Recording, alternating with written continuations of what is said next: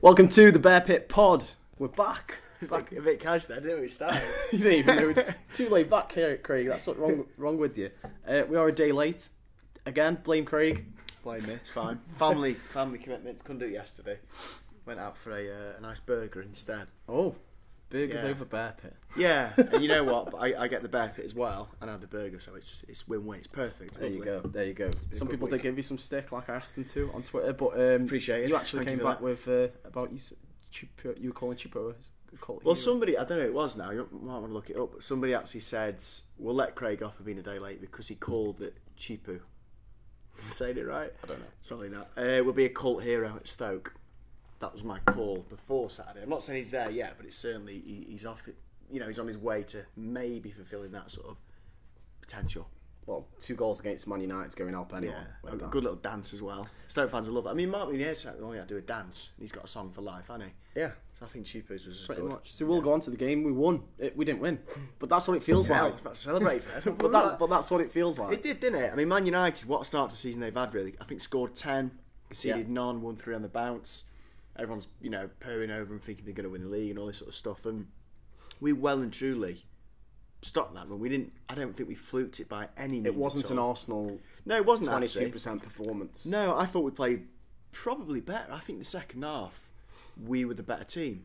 I know they had some good chances right near the end, and certainly Jack made a good save. But I think the second half we more than held our own. We had our chances too. Hesse, David De Gea, wonderful save. That'll potentially easily be the save of the season. That was phenomenal, absolutely phenomenal. Great reaction save. That's why it's even better than Arsenal in a weird way, because we did not fluke this draw. Yes, Man United had some decent chances, and they could have won it in another game. But I thought we more than held our own. We really did, and I continue to be happy and delighted by Stoke. They've really kind of gone beyond what I was hoping for, expectation-wise, for this season so far. Anyway, I don't know, count me chickens and all that, but I don't know. I've got it back. It does feel a bit different. Feeling. A lot of people, from what I say, just feel the atmosphere is a bit different around the ground. The fans, there's a positive vibe, and I do think that comes from getting this many points early on, which doesn't usually happen under Mark Hughes. No, it doesn't. Through to the next round of a cup. We played some decent teams as well. After this run of games, we were not expecting this many points. No one was. I had us down for, a couple. One, maybe West Brom away. Realistically, I thought we'd struggle a lot, but it's all good. Arnie's gone.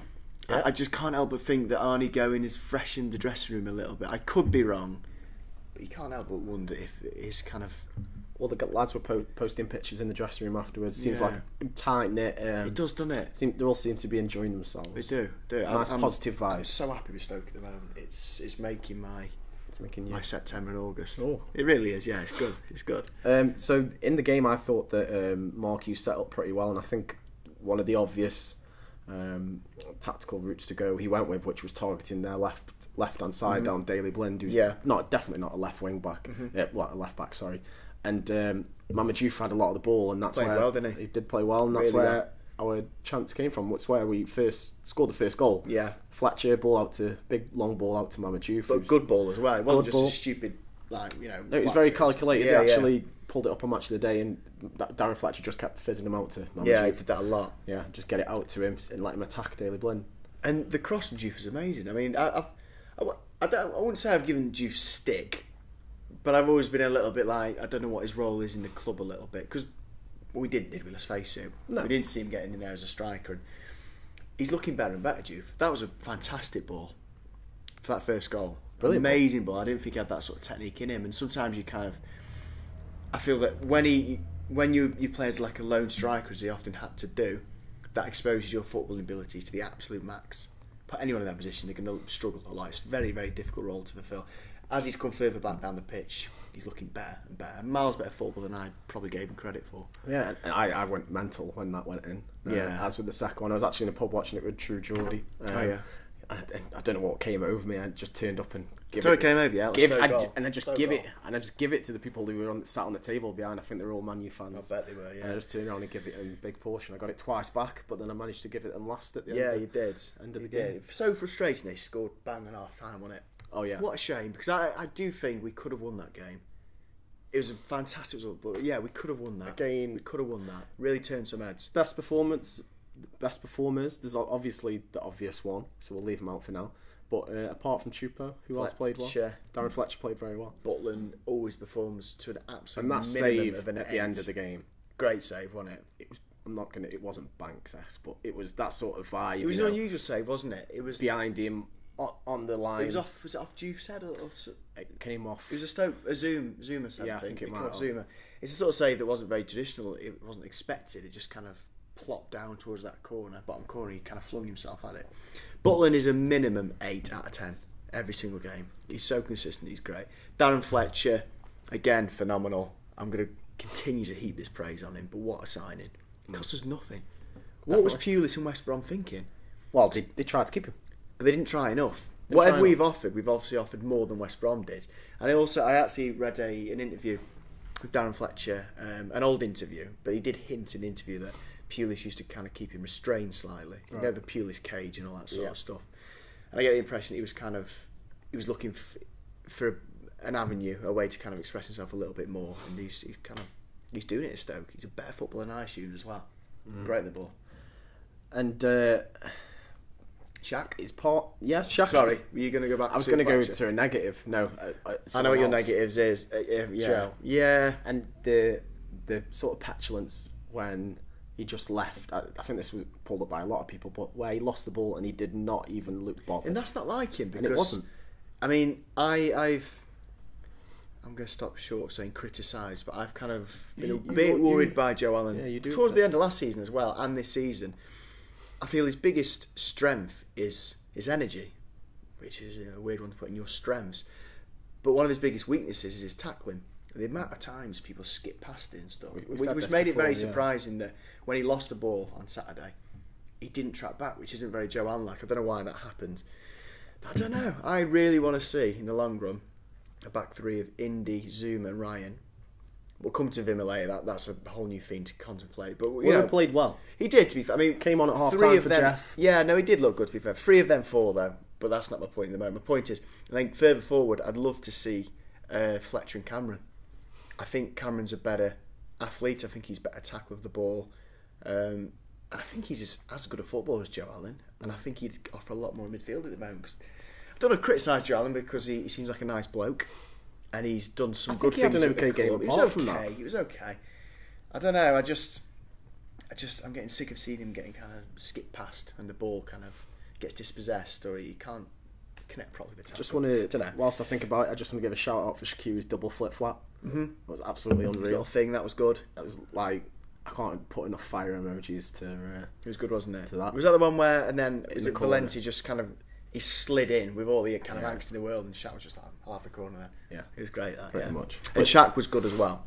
Shaq was good. He seems quite pumped to motivate at the moment. I'm sensing something. Let's just hope he stays fit. I hope so. Because one of those is just around the corner. You can see it. Yeah. Shaq pulling his hamstring or his quad or his calf or whatever. Because his legs are bigger than small children. They are. That's fact. That's not even a joke. That is a fact. Worst performers? I think we've already covered Joe. I mean, Joe Allen wasn't great. It's easy to say that because he made the error for the seconds. Peters was alright. He wasn't great. He was okay. I'm reluctant to say anyone was bad because it was a great team performance. But if we had to be critical, Peters and Joe Allen were the weaker of the bunch. But I don't want to hammer it either too much. Yeah, I didn't think Peters had a great game. I can't remember what moment it was, but there was a moment where I screamed, "What the fuck, Eric Peters?" I can't remember what it was, but I just wish we'd have strengthened that position. That is, it's clearly in the window. Weakest, and with Juve kind of stepping up a bit more at right wing back, it highlights the left wing back position as a bit more. If there's any game that we're seeing out, say we're 3-0 up, it doesn't happen often. So we're 3-0, 2-0 up against someone, or the cup game against Bristol City coming up. I want to see some of Timon. Yeah, I want to see some of that young lad, because last time out against Rochdale we played brilliantly. And I think he'd really add to what we've got going at the minute. Yeah, going forwards. I agree. I think that's why the club bought him. I do get the impression the club are aware that Peters isn't exactly firing, and that's why they're anticipating him being weaned into the squad slowly. Okay. But yeah, he was okay. Let's go on to the big man of the match, the big talking point. Choupo-Moting. Moting. Will you call him Moting? Yeah, that's way easier. Why don't we think of that? That's his surname, isn't it? Why don't we think of that 7 podcasts ago? Moting was from now ace. on. And you know what? It's weird. Once against West Brom, I thought he had a good game. You weren't sure. I thought he wasn't great. Not to say that's wrong in hindsight, but He's quality. I've never seen a player be able to control the ball in his chest with such kind of grace and ease. Do you know what I mean? He almost catches it, looks around, brings it down. Great header, great finish, amazing performance. Bullied Phil Jones. He bullied. He's a winger with a bit of a presence. A lot of people quote he's got this tall frame, but he's not. He's still got the athletic sort of slim. He's got the vibe. sweet spot, hasn't he? Yeah, perfect balance of strength and speed. He feels like, and I love you to bits, John Watlers, but he feels like a big upgrade on John Watlers. A lot of energy and strength, but a bit more footballing ability. And obviously ability to put the ball in the back of the net, which he showed the other day. I'm loving him. And I keep saying this, it shouldn't matter, but he seems like a decent bloke as well. Big grin on his face. I actually spoke to, I can't remember who it was now, one of the writers from Mondial magazine, and they actually interviewed him for Cameroon, I think he plays for. Oh yeah, he does, yeah. And at the 2010 World Cup, he said he's mad as a box of frogs. Is he? I like that. We all like that, don't we? Someone a bit different. Someone's a bit mental. Bit of personality after the sulky. And I thought he took the first goal really well as well. Yeah, got into the right place, lost Bailey, Bay, and literally Bay's been doing pretty well for Man United. And they hadn't that was their first goal conceded this season, and he just went past him like he was nothing. Got into the right spot, got on the end of that fantastic finish, and then the header again, bullied Phil Jones. So he can bully these big. This is what I mean. Defenders. This is what I'm loving. I know he's not playing when Arnie did, and I keep quoting, coming back to this, but if we got rid of Arnie for 25 million and got him in as a ish replacement, that is fantastic business from the club for free. He's already got 2. Phenomenal. So he's well on course for overtaking Arnie's goals in a season. Exactly, yeah. And then like the little cherry on the cake is that he doesn't appear to be a sulker or a moaner. He'll put, I hate the word in football, shift, but he'll work hard and all the rest of it. Delighted with him. Yeah. Love him. It looks very good. Love him. And considering we've got him on a free, and he's never been a prolific goal scorer. He's not. I think he scored 3 last year in the Bundesliga, which is, well, now obviously. So he's over halfway there now, but fingers crossed he can keep doing it. Fingers crossed. I mean, amazing. I'd love to see him just go on and at least get double figures. Yeah, because I assume he's not played as a striker in the past. I don't know why we've kind of I think he's played across the front three. Yeah, it's just odd that he's in that position, and a slight negative's completely the wrong word here, but for the first time I'm thinking, he scored twice. Where the hell's Berahino getting now? Because I've always called for Berahino to start because I think we need to. I've said it that many times. It's boring. He's our backup now. He is, and it's a shame that. And again, that pushes Crouch even further down. I know, poor Crouchy. Well, thinking about that, does it? If we're in a game where it's not working and the pacey little striker isn't happening, Crouch is going to be the first one coming on because he's the plan B. He's the plan B as well. So that's Berahino down to third choice now. Potentially. I thought he played all right when he come on though. Yeah, played all right. He seems to be holding the ball up a little bit better, and you can't drop Moting now, obviously. But I still would like to see Berahino click and do it. I think there's something there, and I hope we don't miss the boat somehow. But we'll have to wait and see, won't we? We will have to wait and see. Obviously, there's one incident that was a big talking point as well from the game is Mourinho, the moany bastard, and Mark Hughes. So he came, for those who might not have seen him, because obviously there's not been many I haven't seen any video clips of it since, which is unusual for a game that was televised. Yeah. Obviously, a lot of people saw it happen at the ground, but there's actually been. I've looked for it. I've not seen one clip on the internet. Nearly went as far as trying to download the whole program from BT to get the one just to get the clip. I mean, I've only seen it once. Yeah. So Mourinho came into Mark Hughes' technical area to shout some orders at someone, and Mark Hughes basically pushed him out. Told him to fuck off. Which I think is fine. It's game of football. It is fine in the FA or whatever's rules. If you tell another manager to fuck off or use abusive language, it is against their rules. I mean, I assume is Mourinho going to be punished for breaking that rule of going to be? Again, this is the point. The Express broke the other night that Mark Hughes could face a stadium ban for a push on Mourinho, but where's the ruling against Mourinho for take that on the chin his area? If he gets a punishment as well? He's just. Thing is with Mourinho, I don't get too caught up in it. He's clever. He knows what he's doing. He likes to divert attention away from a bad performance or the team. He's very good at doing that. It's exactly what he's doing. If anyone bites, and it's not worth it. He knows what he's doing. He's doing it for the sake of his team. He's an idiot for doing it, but whatever. We did what we had to do. And then there's the whole handshake gate as well. So gets into a few of these, just Hughes, doesn't he? I'd one famous doing a few lists. Hughes is the ruler of handshakes in the Premier League. He decides if they happen, if they don't. Well, it's funny because whenever it has happened, he often has been, inverted commas, the victim. He's been the one that's been refused the handshake. The other manager storms off, but it's just a bit of a coincidence. It's always him. He must be rubbing up managers the wrong way. But well, I had an interesting story on the Football Ramble podcast as well, is that apparently Mark Hughes, before even going in and congratulating or speaking to the Stoke players on the point, went straight into the Man United dressing room and tried to shake hands with Jose Mourinho. Did he? Yeah. What, in just pure spite and a little bit bitter? Just chased him down just to shake his point. hand. I don't know if he got there and got it done, but yeah, that's how desperate he was to get his hand shaken. No, I like that because it was probably sticking a finger up to Mourinho a little bit, wasn't it? Yeah, it was like, shake my hand. We've had 2 points off you. Yeah, I like that. One thing I've noted actually, and I've seen a few people and whispers of this, but Mark Hughes seems to be a bit more animated this season. Have you noticed that? He just seems a bit more fiery. Maybe he felt this pressure, that his back was against the wall. And he wanted to come out fighting. I'm just detecting it a little bit. I mean, on the touchline. I still think he was always animated. I always thought he was quite placid. He'd often, return to the bench and put his feet up and da-da. I don't know. He just seems to have a bit more spirit and fire behind him from a physical point of view. Observing him, potentially. Maybe someone's got his back up. Maybe he's listened to this podcast and he's listened to us all last season. Just you. Sorry, me. I was bigging him up. Me. Maybe it was when I had a picture with him at Ascot and said, "Come on, sort it out." Sort it out. And he's taking that forward. Yeah, he's taking it on the old chin. Yeah, good bit. Another talking point is that Hesse, as today, said he wants to get us into the Europa League. Well, he said Europe. That could even be Champions League. Yeah, it could be. Or maybe he's trying to reverse Brexit. Well, maybe, yeah. I don't know why he can't care as a Spanish national, but it's great to see the hashtag ambition. Yeah, no, it is good. It is good, and without getting ahead of myself, why not? Why not? I mean, you look at the top 7 now, and it's good, isn't it? It's really good, and they've all improved as well. I think I would forget the top 7, 4, 6, whatever. I think our best route is a cup run. I agree. It's going to be the cup if we're going to do That's the best way for us to get, as previously, get into the final. Hope the team there's ready in Europe. And I've had that kind of little funny feeling this week. A few times at work I've been daydreaming about was lifting the FA Cup, League Cup, or even both. Who knows? Fucking hell. Who knows? Are you dreaming? Even both.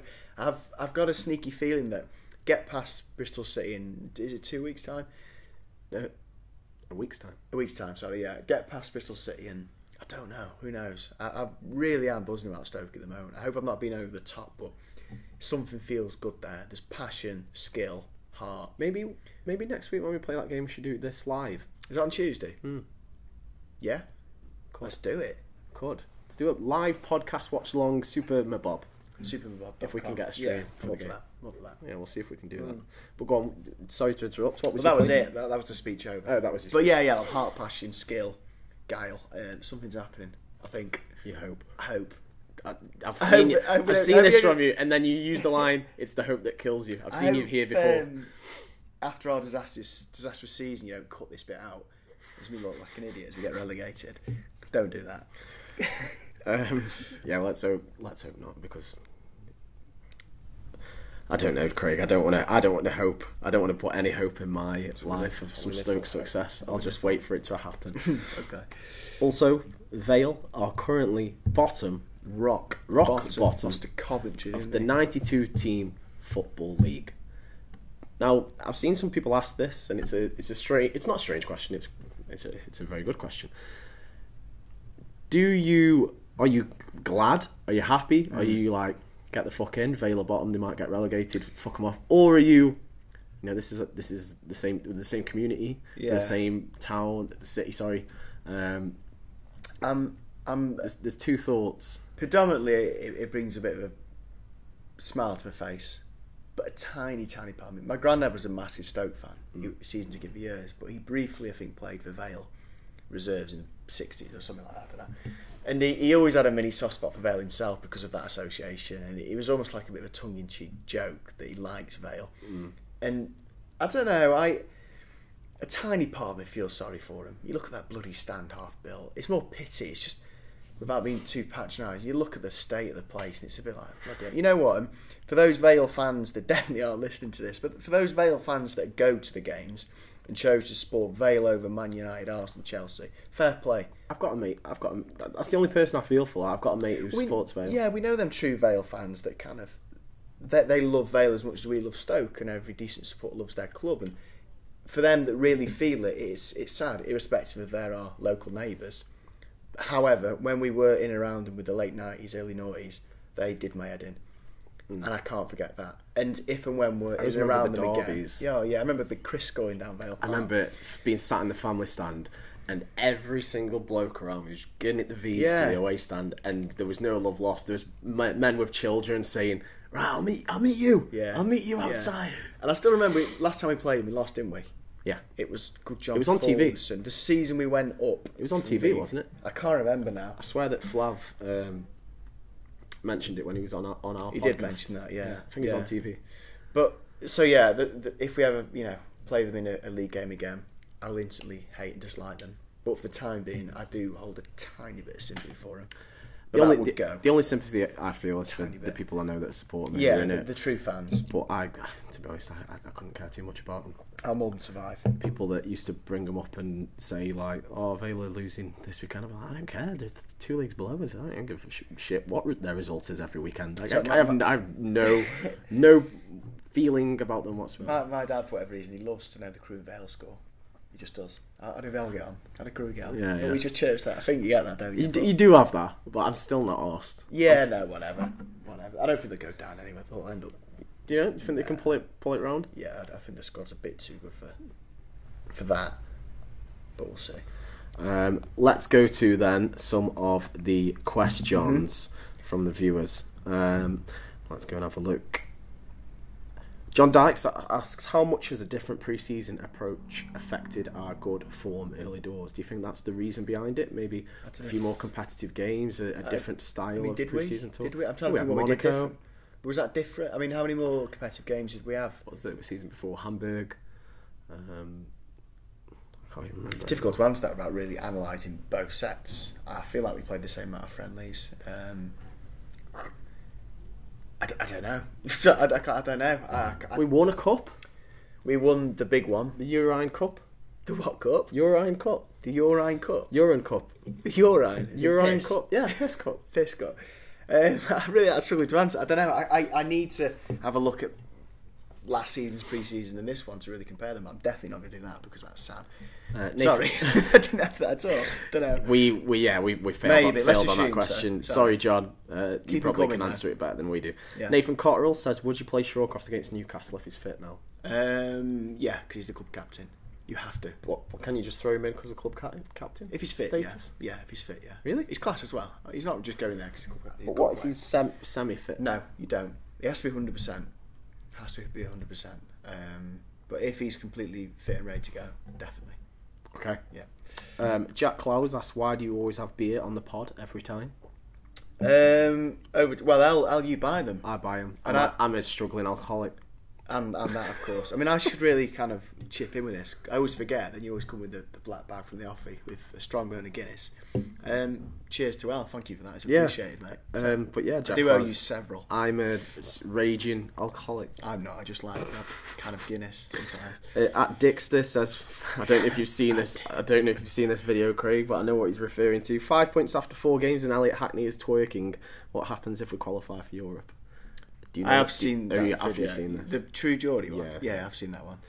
Brilliant. If we qualify for Europe, I might have 2 cans of Guinness instead. 2 instead of 1? Really push the boat out. I might twerk everywhere. I'm not twerking, but you can twerk. Yeah, I'll twerk all over the shop. David Rylander says, what is lacking in Stoke at the moment? Any player you would like to see more, or will Afellay slot in when he comes back? That's a good question. I like that because only this week I said to me dad, I think it was, Fletcher and a fully fit Afellay, that is a midfield too. That is brilliant. I'd love to see that. That would be a beautiful. Yeah, I mean, I've got massive doubts whether Afellay is going to get there. His injury record's poor. Yeah, very poor. But if we can get the Afellay that we briefly saw, that is amazing. Him and Fletcher. Tom Derbyshire sort of echoes your sentiments, what you briefly mentioned earlier. He said, do you feel that Cameron could be a more reliable option than Allen in centre midfield? Quite simply, yes. I'd like to see it tried. You'd like to see that? Mm-hmm. Definitely. I think I'd like to see Cameron in there and have a go with Fletcher alongside each other. But when you swap Cameron for Allen, do you lose a bit of the tenacity? Yeah, you do lose a bit of tenacity, but I think a lot of Allen's tenacity is kind of wasted energy sometimes, just running around a little bit and jumping into challenges. So I think you'd lose that tenacity, but you'd get someone a little bit more clinical with his defensive side of things. So I think it's a fair trade. Stephen Hubbard says, what's your favourite away day in the Prem and why? Smashing question. Great question. Question of the week. Question of the week. I always love going to Upton Park, which doesn't exist anymore. Which obviously we can't do anymore. I was going to say White Hart Lane as well, that's gone. It's a good question, but it's a difficult question.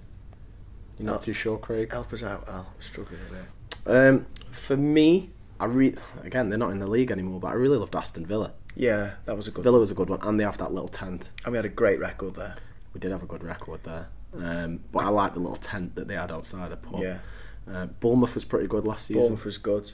That was good. I was not supposed to stay. Ended up staying over in your hotel room. Off floor, didn't you?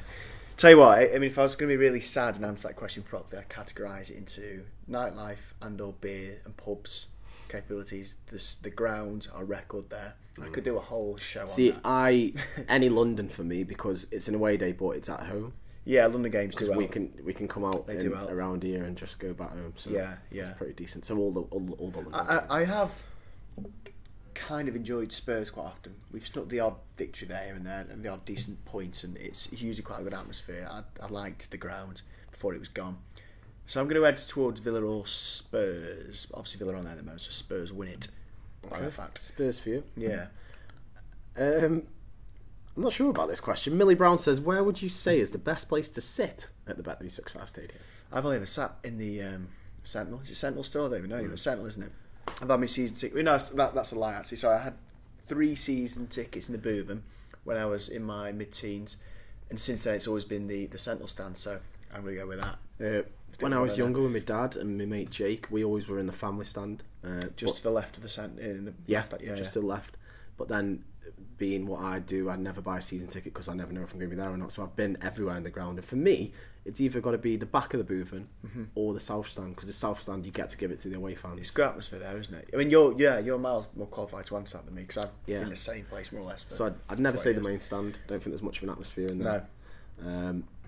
But yeah, for me, probably south stand's edging it, just because you're so close to the away fans and they're always singing. So you can always give it a back. I've only ever been in that stand once, and that was when England under 21s played Portugal. That's it. I've never been there since.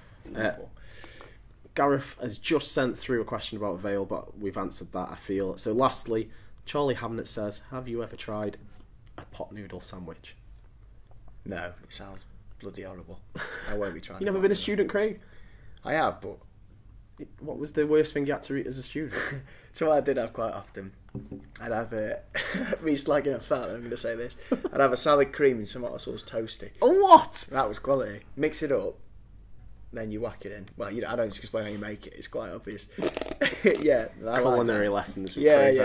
Yeah, that was nice. So I can't really slag that off. That sounds odd, but I won't criticise your tastes. I used to get a tomato puree tube, cheese, and just toast, like a pizza bread. That would work quite well, wouldn't it? Yeah. But I have had a pot noodle sandwich. Is it good? They were alright. Isn't the bread not just like dripping? Yeah, but you dip it. You dip it. That could work. It's more like a soup and bread situation. Noodles. Yeah. I could see that working. But actually on the bread, 2 pieces together, that would just be chaos. It'd just be wet, yeah. Just be chaos, soggy bread. Yeah. Bits of noodles Not floating about that life.